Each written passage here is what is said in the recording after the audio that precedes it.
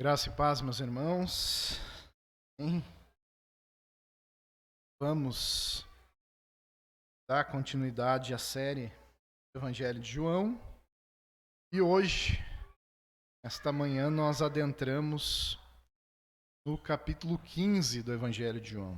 Portanto, vamos abrir a palavra de Deus em João, capítulo 15. Texto que é muitíssimo conhecido da igreja. João, capítulo 15.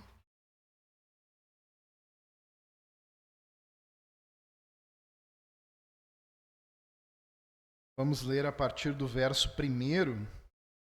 Eu convido os irmãos para lerem até o capítulo 16, verso 4.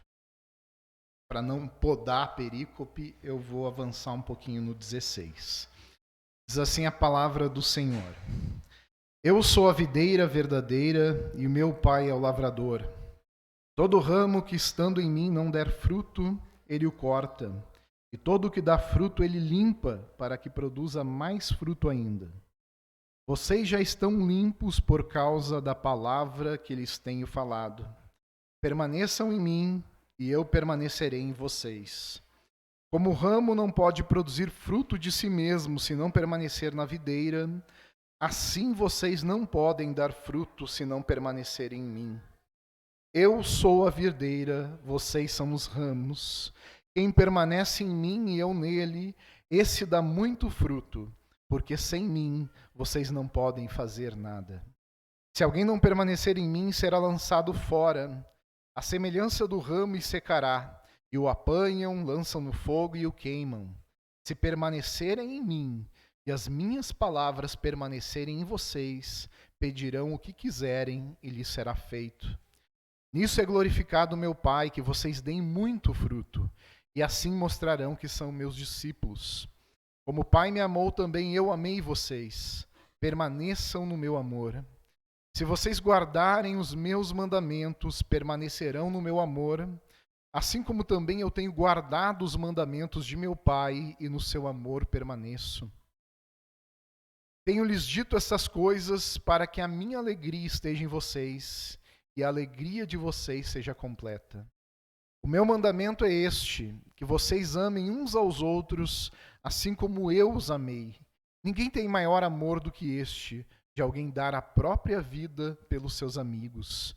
Vocês são meus amigos se fazem o que eu lhes ordeno. Já não chamo vocês de servo, porque o servo não sabe o que o seu senhor faz, mas tenho chamado vocês de amigos, porque tudo o que ouvi de meu Pai eu lhes dei a conhecer. Não foram vocês que me escolheram. Pelo contrário, eu os escolhi e os designei para que vão e deem fruto, e o fruto de vocês permaneça, a fim de que tudo o que pedirem ao Pai em meu nome, Ele lhes conceda. O que eu lhes ordeno é isso, que vocês amem uns aos outros. Se o mundo odeia vocês, saibam que antes de odiar vocês, odiou a mim. Se vocês fossem do mundo, o mundo amaria o que era seu, mas vocês não são do mundo. Pelo contrário, eu dele os escolhi, e por isso o mundo odeia vocês. Lembre-se da palavra que eu disse a vocês: o servo não é maior que seu senhor. Se perseguiram a mim, também perseguirão vocês. Se guardaram a minha palavra, também guardarão a de vocês. Tudo isso, porém, farão com vocês por causa do meu nome, porque não conhecem aquele que me enviou. Se eu não tivesse vindo e lhes falado, eles não teriam nenhum pecado, mas agora não tem desculpa do seu pecado. Quem odeia a mim, odeia também meu Pai. Se eu não tivesse feito entre eles obras que nenhum outro fez, eles não teriam nenhum pecado. Mas agora não somente viram, como também odiaram, tanto a mim como meu Pai. Isso, porém, é para que se cumpra a palavra escrita na lei deles: odiaram-me sem motivo. Quando, porém, vier o Consolador, que eu enviarei a vocês da parte do Pai, o Espírito da verdade que procede dele, esse dará testemunho de mim, e vocês também testemunharão, porque estão comigo desde o princípio. Falo estas coisas para que vocês não se escandalizem. Eles expulsarão vocês das sinagogas, e até chegará a hora em que todo aquele que os matar pensará que com isso está prestando culto a Deus. Isto farão porque não conhecem o Pai nem a mim, mas eu estou falando estas coisas para que quando chegar a hora, vocês se lembrem de que eu já tinha dito isso para vocês. Podeis vos assentar?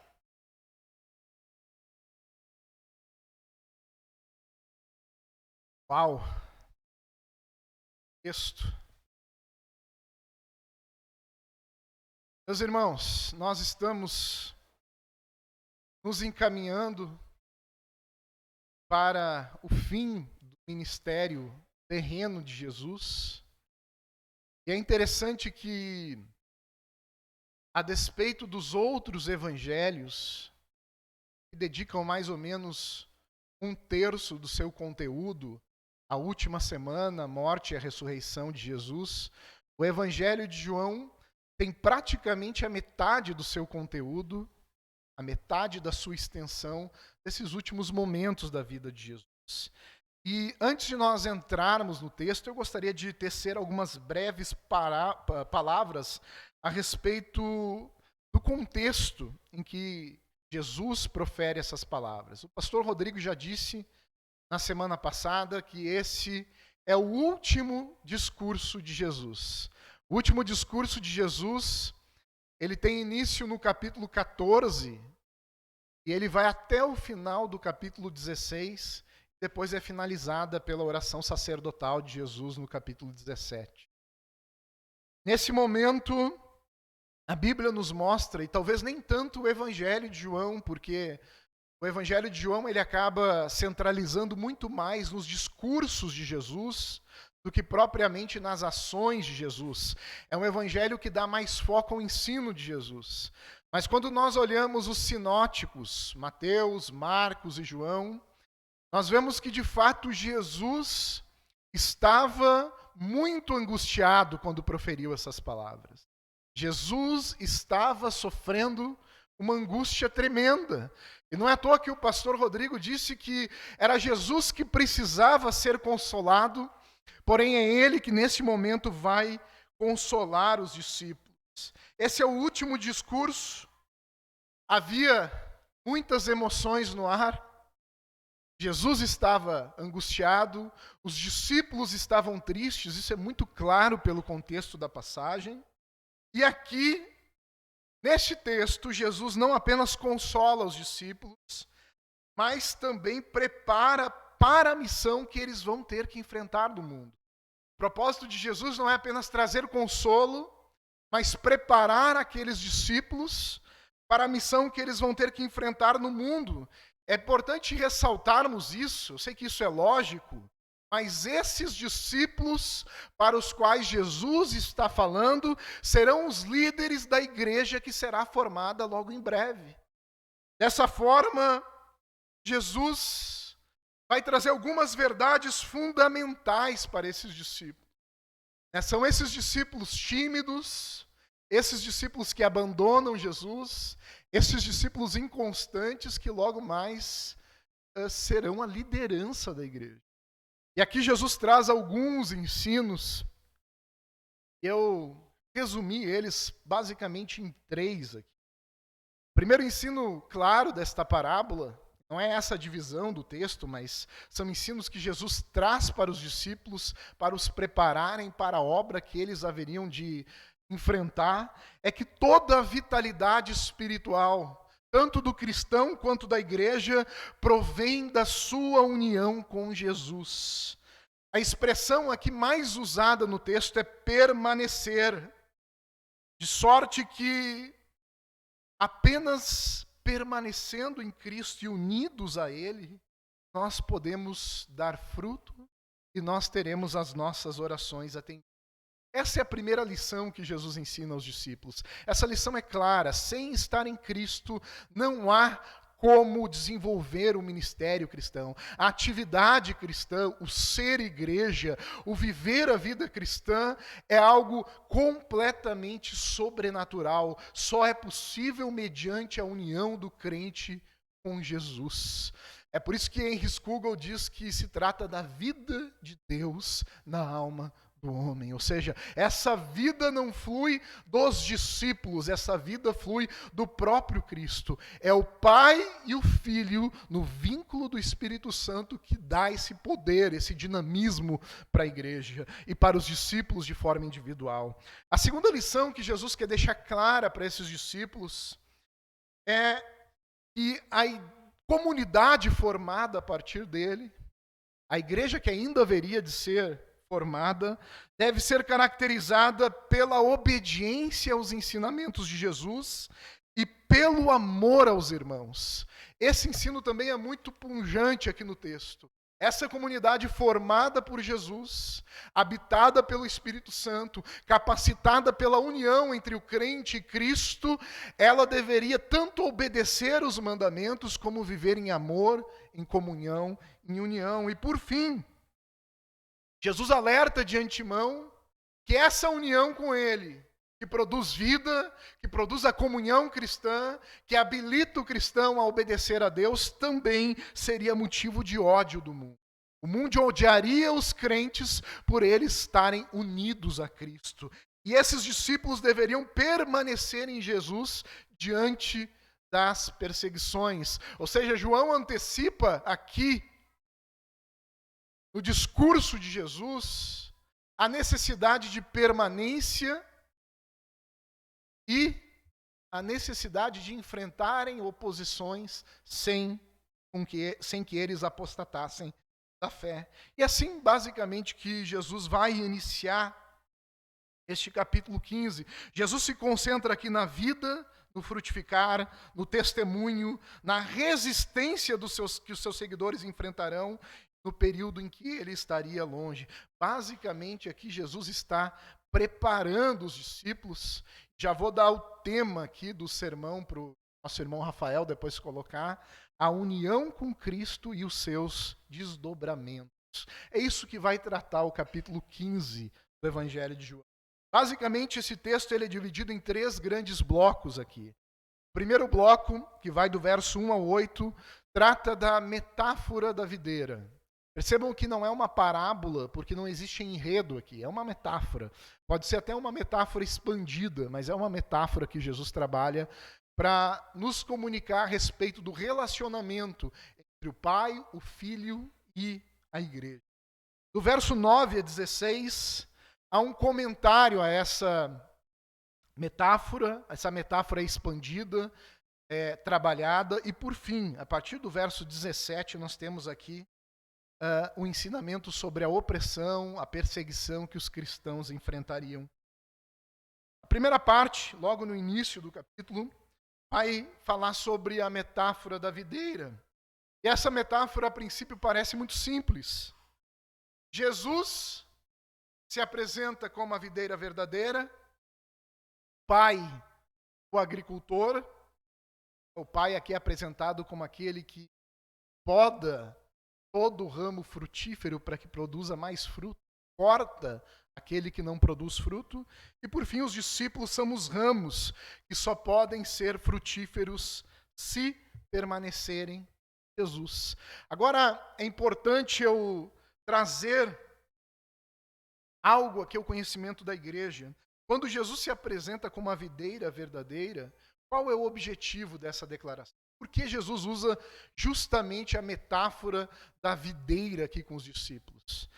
São 2, basicamente, os motivos. O primeiro motivo é que, segundo a tradição judaica, a videira era uma figura do próprio povo de Israel. Deus trouxe a videira, é isso que vai nos dizer em Salmo de número 80. A Bíblia comigo. Salmo número 80. Verso de número 8 em diante.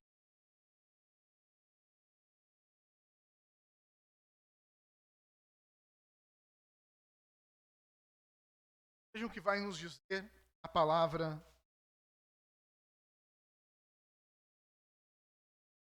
Trouxeste uma videira do Egito, expulsaste as nações e as plantaste.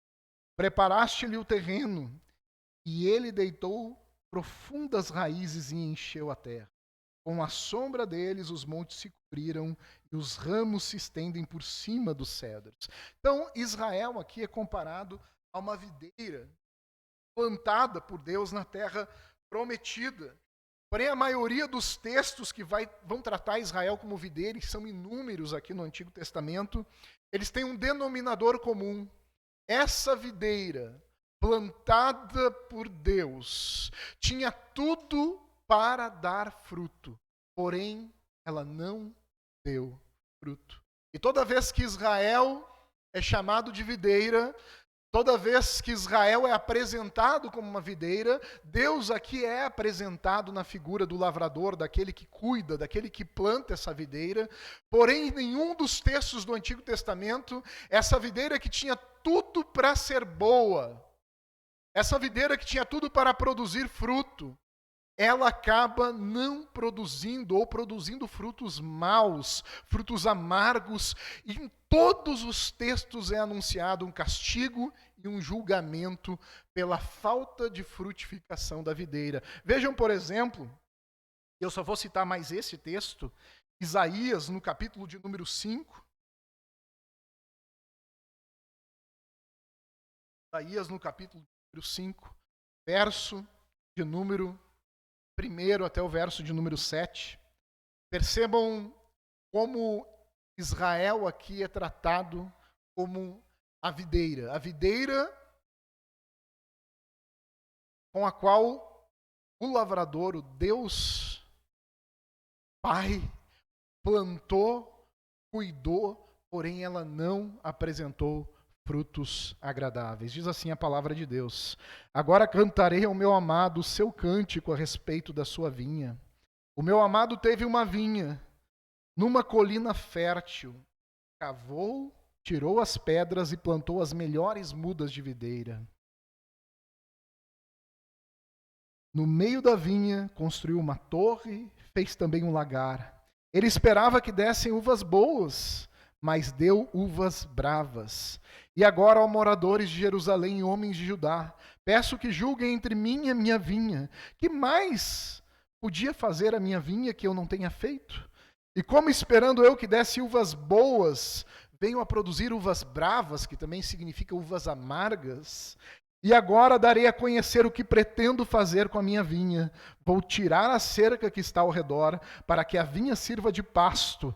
Derrubarei o seu muro para que ela seja pisoteada. Farei dela um lugar abandonado. Não será podada nem cavada, mas crescerão nela espinheiros e ervas daninhas. Também darei ordem às nuvens para que não derramem chuva sobre ela, porque a vinha do Senhor dos Exércitos é a casa de Israel, e os homens de Judá são a planta preferida do Senhor. E este esperava a retidão, mas eis aí a opressão. Esperava a justiça, mas eis aí clamor por causa da injustiça. Percebam a forma, a linguagem que Isaías trata Israel aqui. Israel é tratado como a vinha do Senhor, e percebam, essa vinha tinha tudo para dar certo, essa é a ideia. A semente era melhor, foi feito uma escavação, foi feita uma proteção, a torre servia para proteger dos seus inimigos, ela foi cercada, foi regada, foi bem cuidada, porém no momento de dar fruto, em vez de uvas boas, deu uvas amargas, uvas brabas, e logo em seguida Deus anuncia aqui o julgamento sobre Israel. Portanto, quando Jesus se apresenta como a videira verdadeira, essa expressão ela tem um peso muito forte.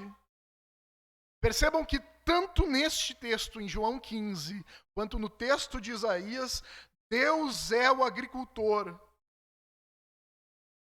E Deus planta a vinha e espera que ela dê bons frutos. Agora Jesus aparece e declara ser Ele a videira verdadeira. Jesus acrescenta aqui uma qualidade. Ele é a videira verdadeira, não é Israel.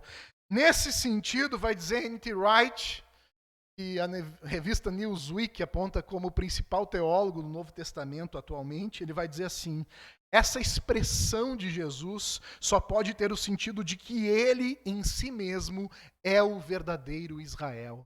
Jesus, ao se apresentar como a videira verdadeira, ele está dizendo que ele é em si mesmo o verdadeiro Israel. Israel era só uma sombra.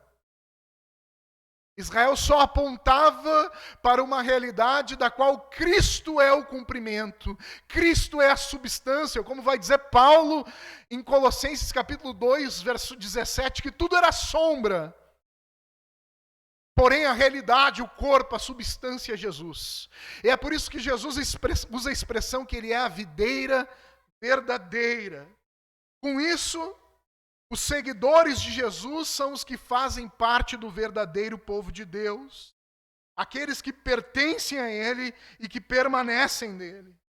A figura aqui da videira não é apenas uma engenhosa ilustração da agricultura. Ela diz respeito a quem Jesus é e quem o seu povo é e o resultado que isso vai gerar. Jesus é verdadeiro Israel. Percebam que nós estamos falando ao longo dessas exposições que Jesus está lançando uma nova era. Jesus está trazendo uma nova era.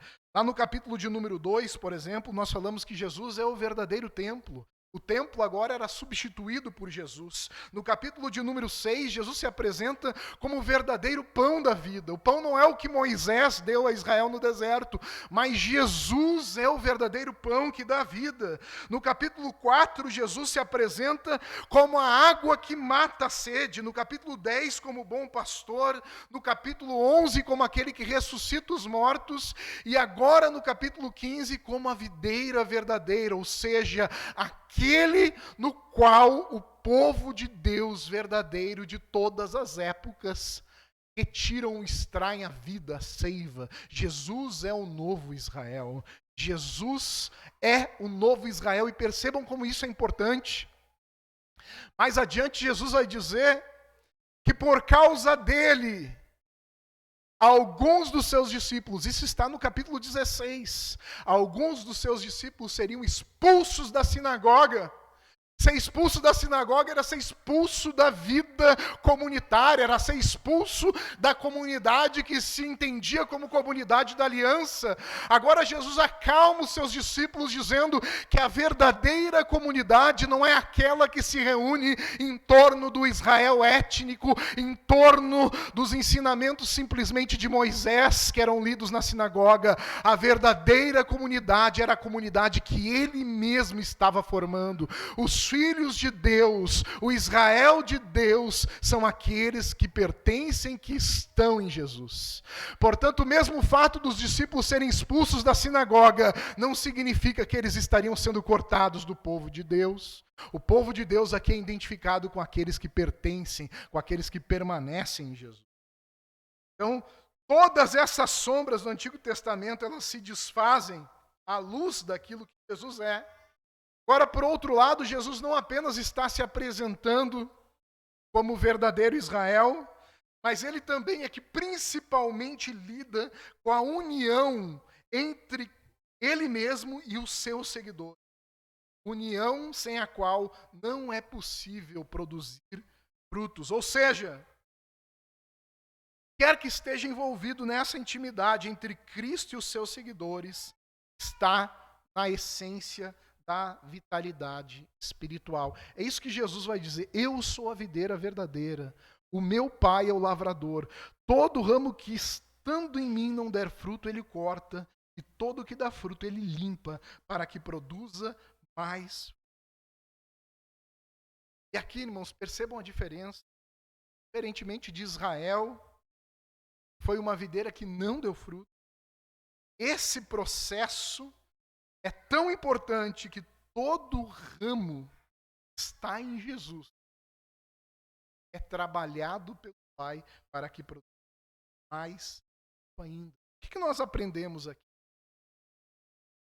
Jesus é uma videira que sempre dará fruto. Diferente de Israel, aqueles que estão nele produzirão fruto. quais são os primeiros ensinamentos? E é muito difícil pregar esse texto sem ir fazendo, de certa forma, aplicações ao longo do caminho. Primeiro é que todo discípulo ele tem que estar em dependência absoluta de Jesus.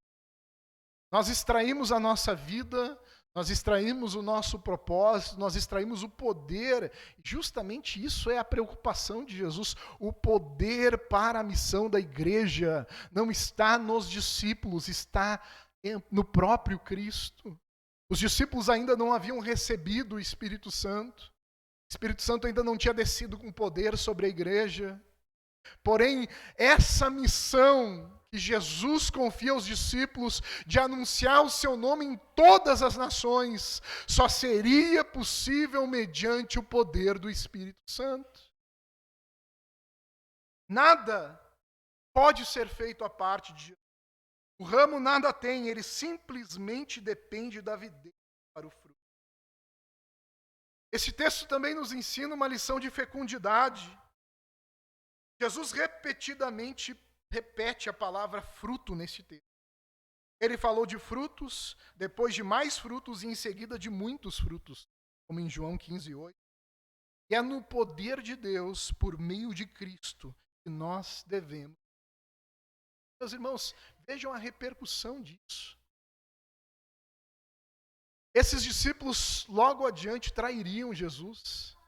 Esses discípulos logo adiante correriam. O próprio Pedro, de certa forma, se arrogava uma posição de líder, que era o mais afoito, que era a princípio o mais destemido, nega Jesus, foge. Porém, quando desce o Espírito Santo, esses discípulos são capazes de pregar o Evangelho de forma que aquele grupo inicial, insignificante, de cerca de 120 pessoas no Pentecostes, nos mostra o livro de Atos dos Apóstolos, eles ganham o mundo conhecido da época. Eles pregam Jesus desde Jerusalém. Atos vai concluir lá no capítulo 28, com Paulo testemunhando o evangelho na capital do império, em Roma.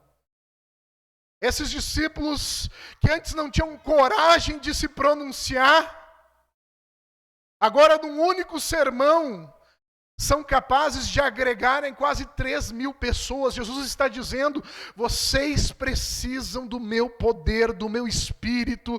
Sem mim não é possível produzir fruto. Sem a presença, sem a união com Cristo, não é possível ser igreja. A vida cristã que tem que ser entendida como uma vida sobrenatural, que deriva o seu poder e a sua vitalidade do Filho de Deus.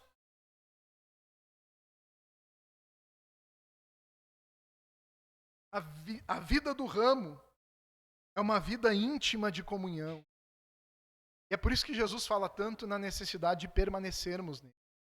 O ramo produz fruto à medida em que ele está vinculado à videira.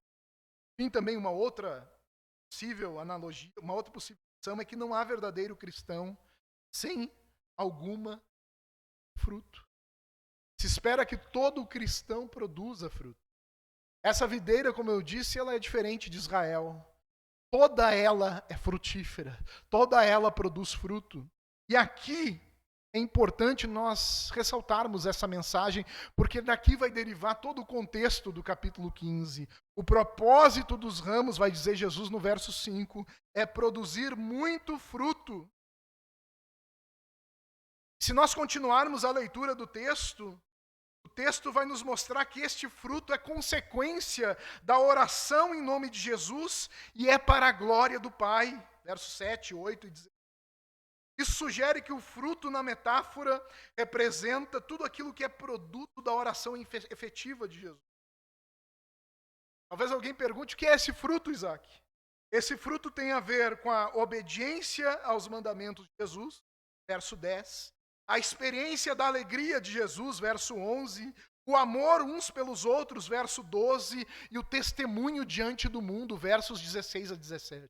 Ou seja, a união com Cristo é que habilita a igreja a obedecer, a união com Cristo é que habilita o povo de Deus a amarem uns aos outros, a união com Cristo é a fonte da alegria cristã e também é o que capacita a testemunhar de Jesus num mundo que é apresentado como um mundo hostil à mensagem cristã.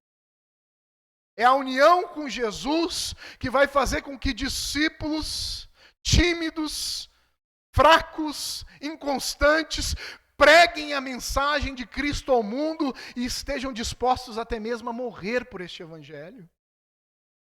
Se dizia que um dos principais pregadores da história da igreja, um pregador que eu gosto muito, chamado Charles Haddon Spurgeon, toda vez que ele subia ao púlpito do Tabernáculo Metropolitano em Londres, a igreja em que ele era pastor para pregar, cada degrau que ele subia, ele dizia, eu creio no Espírito Santo. Ele sabia que na vida cristã não é possível produzir fruto, não é possível obediência, não é possível nada, nenhuma das graças, a parte da atuação sobrenatural e poderosa do Espírito Santo. Esse fruto, meus irmãos, não é nada menos que o resultado da dependência da videira, que abarca, que abrange toda a nossa vida. E aqui colocando em termos de oração, como Jesus vai dizer no verso 7, colocando em 7 e 8, né? Colocando em termos de oração, o crente verdadeiramente mostra-se efetivo na oração, uma vez que tudo ele ou ela pedem se forma a Deus. Esse fruto, no verso 8, faz com que o nome do Pai, através do fruto dos discípulos, esse fruto é parte e é uma parcela com a qual o Filho glorifica o Pai. Ou seja, a ausência de fruto não é só prenúncio de fogo, como no verso 6, como também tira de Deus a glória que lhe dá.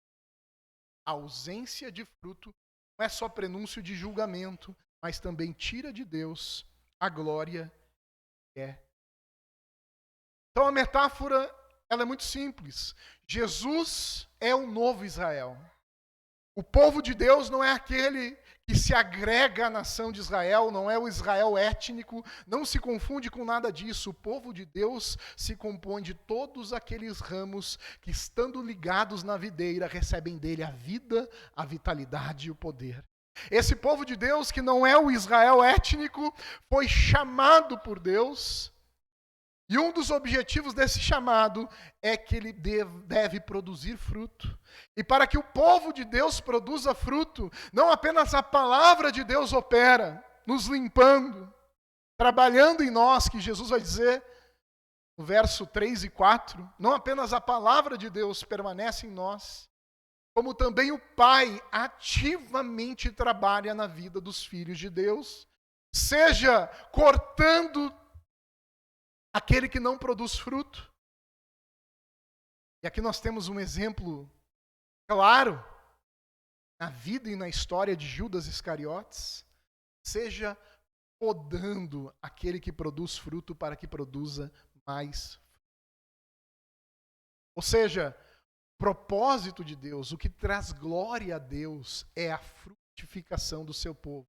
Porém, essa frutificação nunca é fruto única e exclusivamente da vontade humana. Não é fruto do esforço humano, mas é fruto da seiva da videira, enchendo os ramos de vida e de vitalidade. De maneira que eu obedeço, de maneira que eu amo, de maneira que eu testemunho de Jesus para o mundo hostil, mas o poder para fazer essas coisas não vem de mim mesmo, mas vem da videira, vem do Pai, vem do Filho e vem do Espírito Santo, que trabalham no cristão para que ele seja um ramo produtivo no reino de Deus.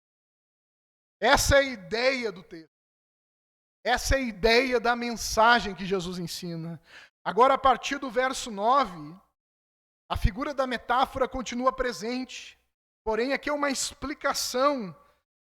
Jesus aqui explica e desenvolve alguns pontos que ele já trabalhou ou que ele ainda quer desenvolver, que estão relacionados com a metáfora da videira. Em primeiro lugar, aqui o verso 9 e 10, verso de número 9 e verso de número 10, Jesus agora começa a extrair alguns significados. Vai dizer assim a palavra de Deus: como o Pai me amou, também eu amei vocês, permaneçam no meu amor.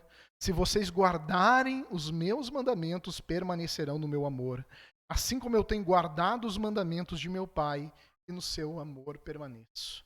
Percebam, meus irmãos, talvez isso passe batido. Aqui do verso de número 9 em diante está todo o ensinamento que Jesus extrai desta metáfora. E alguém poderia perguntar, e já que o ensinamento está contido a partir do verso 9 em diante, qual é a utilidade em si da metáfora? Já que Jesus vai replicar os ensinamentos da metáfora. A metáfora aqui tem um papel importante, porque se nós tivéssemos apenas os ensinamentos e os desdobramentos dessa metáfora, nós poderíamos pensar que essa vida cristã, que essa vitalidade cristã vem de nós mesmos. Percebam que Jesus vai falar sobre obediência, sobre alegria, sobre amor ao próximo. E se esses textos estivessem soltos, talvez alguém pensasse que eu posso produzir de mim mesmo essa obediência, eu posso produzir de mim mesmo esse amor ao próximo. A metáfora da videira aqui, ela dá o contexto exato para nos explicar e nos deixar claro que toda vitalidade cristã vem da união do cristão com Cristo. É essa união mística que nos habilita a obedecer a Deus. Não é apenas, como Jesus diz, consequência da obediência, né, o amor, se me amais, guardareis os meus mandamentos, mas porque eu estou na videira, eu posso amar. E porque eu amo, eu obedeço os mandamentos do Senhor Jesus. Portanto, aqui, João vai trabalhar trazendo as palavras de Jesus alguns desenvolvimentos. E é interessante que o relacionamento entre o pai e o filho aqui, tal como ele é apresentado em todo esse último discurso de Jesus, do capítulo 13 ao 17, é apresentado como paradigma para o relacionamento entre Jesus e os seus discípulos. O elo imediato com os versículos precedentes, ou seja, com a parábola, é a linguagem relativa a permanecer. Aqui, meus irmãos, o relacionamento entre pai e filho é o paradigma do relacionamento entre o filho, a videira, e os ramos, os cristãos, os discípulos. Percebam a similaridade do texto. Tanto na primeira parte quanto na segunda parte, a palavra que é mais usada é permanecer. No sentido de que toda a vida, todo o poder, toda a graça, toda a virtude vem da permanência em Cristo, da união com Cristo. Percebam os paralelos, não só permanecer está repetido, como também na parábola da videira, nós somos instados a permanecer na videira. Na explicação, nós somos instados a permanecer no amor de Jesus. Paralelo, permanecer na videira e permanecer no amor de Jesus. Na parábola da videira há uma promessa de resposta à oração. E aqui na explicação também há uma promessa de resposta à oração. Jesus replica esse ensino, expande o ensino e explica as consequências de estarmos unidos a Ele. E a primeira consequência aqui é que a intimidade de Jesus com o cristão tem paralelo em alguns aspectos, a intimidade entre Jesus e o Pai. E aqui temos 3 elementos para trabalharmos isso. Primeiro elemento, aí está no verso de número 9. Assim como Jesus é objeto do amor do Pai, o cristão é objeto do amor de Deus. Verso de número 9. Diz assim a palavra de Deus: como o Pai me amou, eu também 6. Permaneçam. Uau! Eu não tenho como ler esse texto e não ficar surpreendido.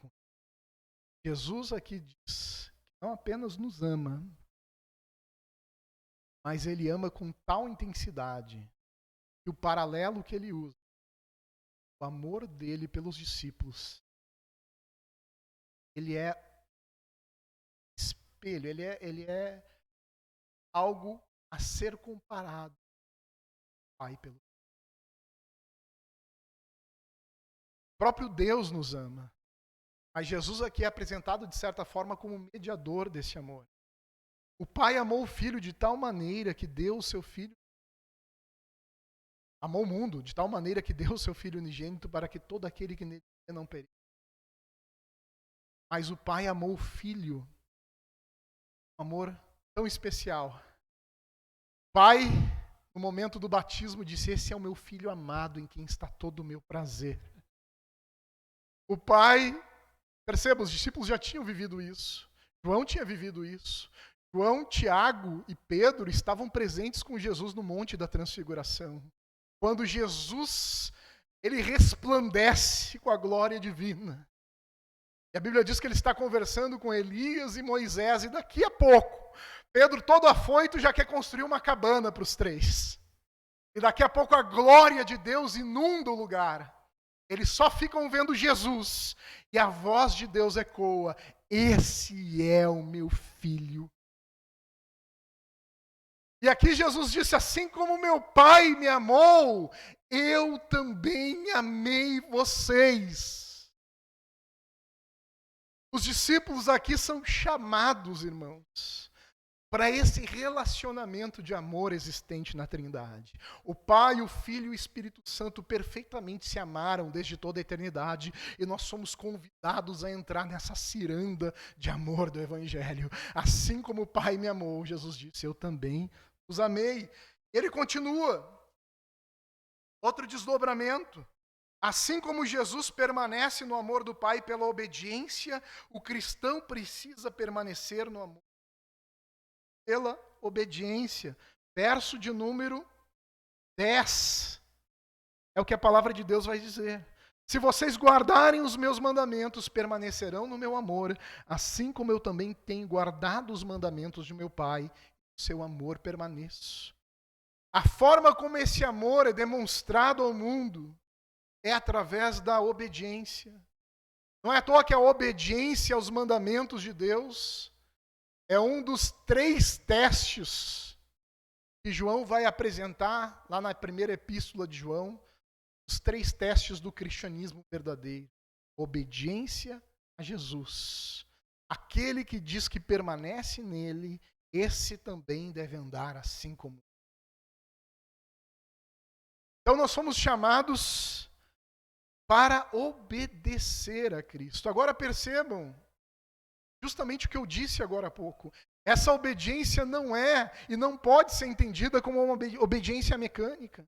Se esse texto tivesse solto, talvez alguém pudesse entendê-lo dessa forma, mas justamente porque esse texto é o desdobramento da parábola ou da metáfora da videira, nós não podemos entender essa graça, essa obediência, este amor como algo meramente mecânico ou por nós produzido. Ele é fruto do poder e da seiva que existe na videira. É a vida de Deus nos alcançando, que nos habilita isso e mais. Jesus vai dizer não apenas isso, não apenas que nos ama com o amor que o Pai o amou, não apenas que este amor é manifestado na obediência, mas essa obediência, ela produz alegria na vida cristã. Percebam a sequência do texto.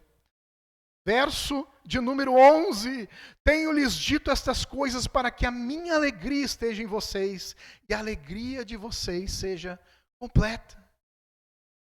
A obediência a Jesus, a obediência aos mandamentos de Deus, quando é fundamentada na vida da videira, ela traz verdadeira alegria ao cristão.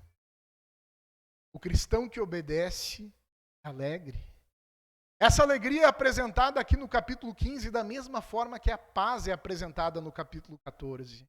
A paz que não depende das circunstâncias, a paz que não depende do saldo da minha conta bancária, que não depende do meu estado de saúde, do último check-up que eu fiz. Essa paz que é atemporal, que é perene, da mesma forma a alegria do cristão é atemporal e perene. Percebam, meus irmãos, que a Bíblia vai nos dizer em Atos dos Apóstolos, capítulo 13, verso 52, que no meio à perseguição, no meio à dificuldade, Paulo sendo perseguido, os discípulos enfrentando oposição, os judeus levantando mulheres de alta posição para difamar os crentes, e o escritor Lucas vai dizer, Atos 13, 52, que os discípulos, porém, estavam cheios de alegria e do Espírito Santo.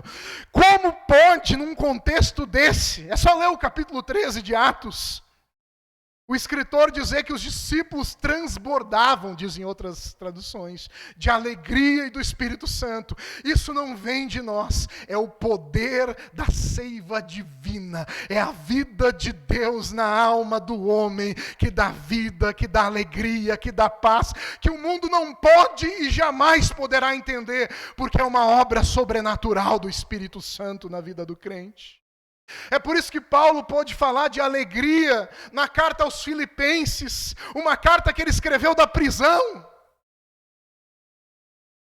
Irmãos, e a prisão romana era pior do que as nossas prisões. Ouso dizer que muito pior que o presídio central, que foi a pior prisão que eu já vi na minha vida. Mas Paulo pôde escrever, alegrai-vos no Senhor. Aleluia. Outra vez vos digo, alegrai-vos. Não depende, irmãos, das circunstâncias da vida. Não depende das dificuldades da vida. Não depende de nada disso. O cristão, ele pode se alegrar. E a alegria do cristão aqui, ela é fruto da obediência que vem da vitalidade da vinha. É fruto de uma consciência tranquila, de saber que está em tudo em paz entre nós e Deus, que nós somos reconciliados pelo Filho de Deus. É fruto da ideia clara que as coisas não são como aparentemente parece ser. Que a vida não acaba aqui, como disse o pastor Rodrigo na pregação do capítulo 14, que é uma realidade eterna. Mas, sobretudo, mais do que uma convicção baseada na doutrina, é fruto do Espírito de Deus morando em nós, agindo em nós. Há uma vida sobrenatural na igreja que a capacita a fazer a vontade de Deus. É isso que Jesus está dizendo. Eu acho que eu não vou conseguir pregar o último texto aqui. Só mais um pouquinho adiante. A intimidade entre o cristão e Jesus aqui é uma intimidade que, longe de ser individualista, é compartilhada no aconchego do amor pelos outros. Percebam a mensagem de Jesus aqui. No verso 12, Jesus vai dizer, o meu mandamento é este, que vocês amem uns aos outros, assim como eu os amei. E agora o paradigma é o amor entre Cristo e a igreja. Esse paradigma deve ser o orientador dos afetos e do amor entre os cristãos, entre os crentes. Agora Jesus nos chama a amar o nosso irmão como ele. Meus irmãos, verdade poderosa. Amarmos. Esse amor, irmãos, deriva da vida dele. E aqui a Bíblia vai continuar. Ninguém tem maior amor do que este, de dar a própria vida pelos. Primeiro, Jesus vai nos dizer que essa vitalidade, essa vida, ela é compartilhada na comunidade. Percebam as metáforas que são usadas na Bíblia. Aqui é a figueira e os ramos. A figueira, uma figueira extraordinária, ela não tem um ramo só. São vários ramos ligados na videira, desculpe. De certa forma, esses ramos têm relação uns com os outros. Paulo, mais tarde, vai comparar a igreja como o corpo de Cristo, do qual nós somos interdependentes. Paulo também vai comparar a igreja com um edifício de Deus. Algo que é construído como se nós fôssemos tijolinhos desse edifício. Ou seja, a vida comunitária aqui é pressuposta. É por isso que na carta aos Hebreus, capítulo 10, verso 25, o autor vai dizer: não deixei de congregar, como é costume de alguns, antes admoestai-vos uns aos outros, quanto mais vede que se aproxima o dia. É na comunhão da igreja que a palavra de Deus é praticada, é obedecida. É na comunhão da igreja, e muitas vezes usando os nossos irmãos, que o Pai vai nos podar, vai nos limpar, vai trabalhar na nossa vida e trazer a imagem de Cristo em nós. De sorte que quem rejeita a comunhão da igreja, rejeita essa vida que é propagada através da igreja. O cristão aqui não pode ser sozinho, isolado. E também eu penso que à luz desse texto, irmão, essa prática de simplesmente a igreja se encontrar nos domingos por 1h30 e assim que bate o horário todo mundo quer ir para casa o mais rápido possível, essa prática não me parece bíblica. Nós somos aperfeiçoados nos relacionamentos de amor que tem como fundamento o poder de Jesus Cristo em nós. O Pai nos poda. Quantas vezes Ele nos poda nos relacionamentos que nós cultivamos. Não é à toa que Paulo vai dizer: suportai-vos uns aos outros. Muitas vezes é suportar mesmo. Mas Deus está trazendo a sua imagem. Porque às vezes nós achamos o nosso irmão difícil, e muitas vezes é mesmo. Mas nós nos esquecemos do trabalho danado que nós damos para Deus na nossa santificação. Nós também somos difíceis. Nós fomos chamados a viver nesta comunidade de amor. E Jesus vai dizer mais ainda. Ele vai nos ensinar a amar com amor sacrificial. Ele aponta para o sacrifício que ele vai fazer em breve. Quem tem maior amor do que esse? Dar a sua vida. João, na primeira epístola, ele vai nessa toada. Vai dizer que Cristo deu por nós. Isso não é um ensinamento abstrato. João aplica isso dizendo que se, por exemplo, nós soubermos de algum irmão passando necessidade e cerrarmos o nosso coração, como vai permanecer em nós o amor de Deus? Esse amor não é apenas simplesmente palavras, mas ele se expressa na convivência, no auxílio mútuo, na edificação mútua, na exortação, até mesmo na disciplina da igreja. Jesus vai agora chamar-nos de amigos. Essa intimidade entre o ramo e a videira é honrada pelo substantivo amizade. Jesus vai dizer agora: eu não chamo vocês de servos. Percebam, irmãos, nós não podemos ler esse texto sem interpretá-lo corretamente à luz do contexto bíblico. É óbvio que nós somos servos. Paulo vai usar a expressão doulos, Paulo, servo de Jesus Cristo, que significa escravo. Mas Jesus está dizendo aqui que não apenas exerce o senhorio sobre nós, mas tal qual um amigo, ele faz que nós saibamos planos. Ele nos revela os seus projetos. Ele nos torna coparticipantes desta obra de Deus que se chama igreja. Ele nos torna coparticipantes dele. Nós recebemos a vida da Trindade divina e nós participamos e nós sabemos da sua vontade pela sua palavra. E aqui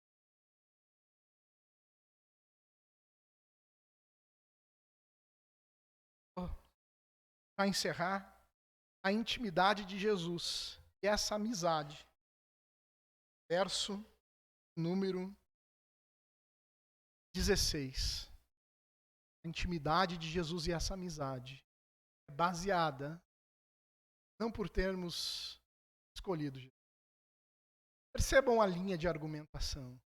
a obediência não vem de nós mesmos. É poder. É óbvio que nós cooperamos, é óbvio que Paulo fala em Colossenses 3,5 que fazer morrer os feitos da nossa carne. Porém, Paulo também vai dizer que tanto o desejo o próprio Deus que opera. E aqui alguém poderia dizer que escolheu Jesus. À luz da parábola da videira, fica muito difícil isso. A vida provém dele. Porém, aqui Jesus é muito claro com os discípulos para que eles jamais se orgulhem disso. Ele vai dizer, não foi vocês que me escolheram, mas eu escolhi vocês e vos designei para que vão e deem fruto e o vosso fruto permaneça. Jesus não é apenas a fonte da vida da igreja, mas lá na Trindade está a fonte da eleição, do chamado, da justificação, da graça que produz vida. E aqui Jesus diz que chamou os discípulos não apenas para serem uma espécie de penduricalhos na igreja. Não. Jesus chamou para uma missão, para que vocês vão, deem fruto e o vosso fruto permaneça. Não é à toa que Donald Carson vai dizer aqui que provavelmente esse texto, fruto aqui no contexto deste versículo, do versículo 16, está ligado à missão da proclamação do Evangelho, do qual mais tarde Jesus vai dizer, o Espírito será um auxiliador nessa terra. A comunidade cristã, e nós tratávamos isso ontem na reunião de mentoreamento, ela não só é uma comunidade centrada na palavra, e ao ser centrada na palavra, ela é centrada nas Escrituras, na mensagem de Jesus, mas ela também é uma comunidade de amor, acolhimento, também uma comunidade de proteção do Evangelho. Aqui Jesus diz que nos chamou com objetivo para que nós atendamos ao seu chamado, proclamemos o seu Evangelho, daremos fruto, esse fruto permanecerá. Fruto que é baseado nessa vida da videira permanecerá. Por fim, meus irmãos, a intimidade entre o cristão e Jesus, uma intimidade cujo fruto é resultado da oração sob o senhorio de Cristo. Percebam como Jesus acaba, verso 16, e o fruto de vocês permaneça, a fim de que tudo o que pedirem ao Pai em meu nome, Ele lhes conceda. Percebam como repete, não sei se vocês perceberam no texto, como repete o verso 7, está dentro do contexto da metáfora. Jesus está falando aqui que na medida em que as suas palavras permanecem em nós, que nós permanecemos nele, na medida em que nós estamos recebendo a vida dele, estamos em comunhão com ele, nós temos a garantia de, na vontade dele, orarmos e sabermos que Deus nos ouve e responde às nossas orações. É isso que Jesus está dizendo. Deus nos ouve e responde às nossas orações. As nossas orações não são vãs. Quando o nosso objetivo está aqui alinhado com o objetivo de Jesus, que é trazer glória a Deus, que é glorificar o Senhor, que é dar fruto, pode ter certeza, Jesus aprova e responde esse tipo de oração. Por fim, ele acaba ressaltando a mesma verdade que ele discorre desde o verso de número 12. O que eu lhes ordeno é isso, que vocês amem os outros. Meus irmãos, o que podemos aprender à luz disso tudo? Eu confesso que consegui, talvez abordei metade do parado. O que nós podemos aprender à luz disso tudo? Em primeiro lugar, e essa é uma mensagem clara do texto, a igreja é o verdadeiro. Deus não tem dois povos. Aparentemente, algumas culturas cristãs, Israel e a igreja são como se fossem dois povos paralelos. Mas somente em Cristo há um povo que se chama. A videira a qual Israel simbolizava foi uma videira que não produziu fruto. Uma videira imperfeita, que foi substituída por uma videira melhor. A videira de Israel era a sombra, Jesus é a substância. Portanto, aqueles que estão em Cristo têm a vida. Não é à toa que esse é o tema da nossa série, Vida Nova. A igreja, o povo de Deus, é aquele que se identifica e que segue e obedece os mandamentos de Jesus. Portanto, os discípulos não precisavam ficar com medo. Se fossem expulsos da sinagoga, não estariam sendo expulsos do povo de Deus, apenas da sinagoga dos judeus. Em segundo lugar, não é possível vivermos a vida cristã fora da união com Cristo. E aqui está um grande perigo de muita gente. E aqui eu me dirijo sobretudo para você, meu irmão, minha irmã, que está lutando com algum pecado específico, que te escraviza, te amarra, que tira a vitalidade da tua vida. Você não vence o pecado se concentrando no pecado. Você vence o pecado se alimentando da videira.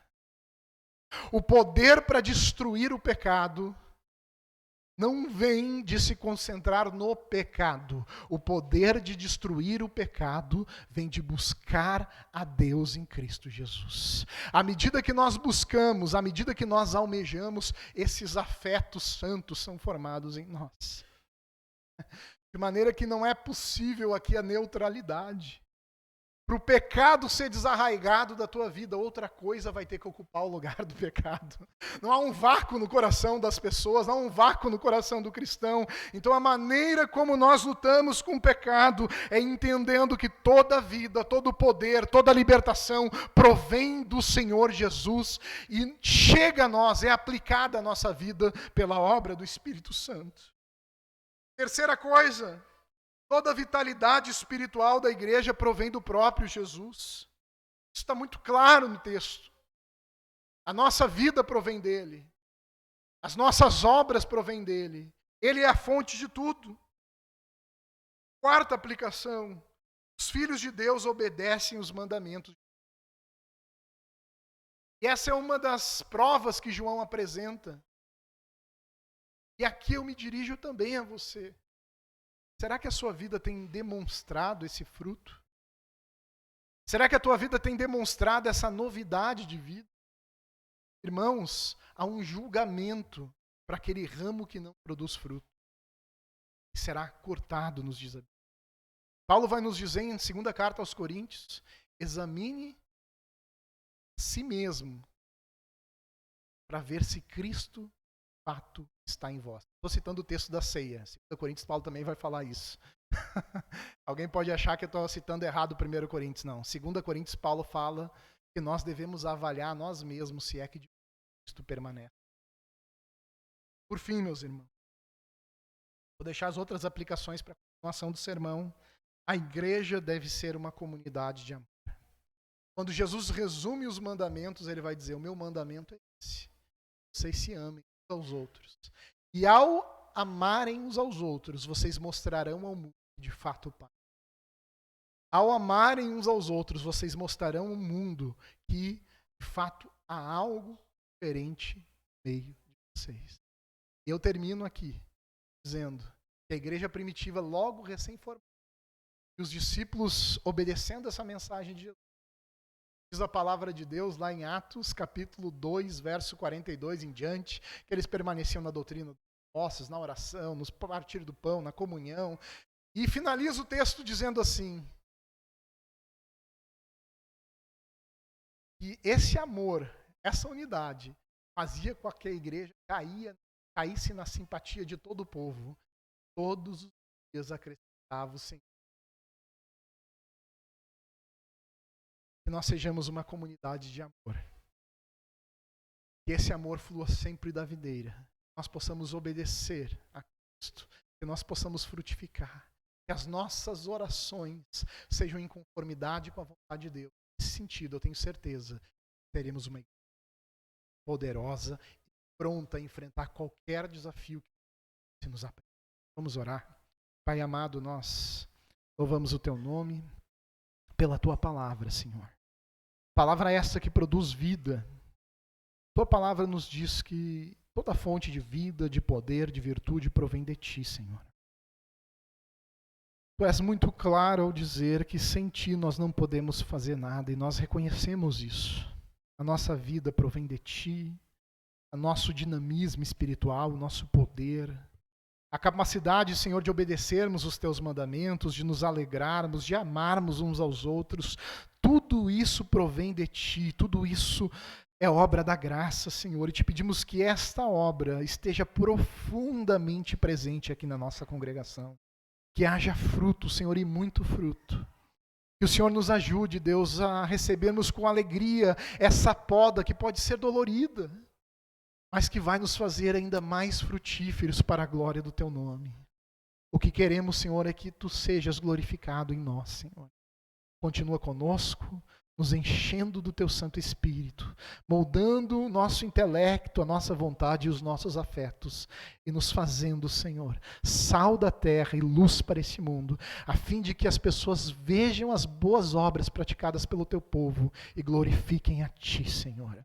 É o que nós te pedimos por Cristo Jesus, nosso Senhor. Amém. Amém.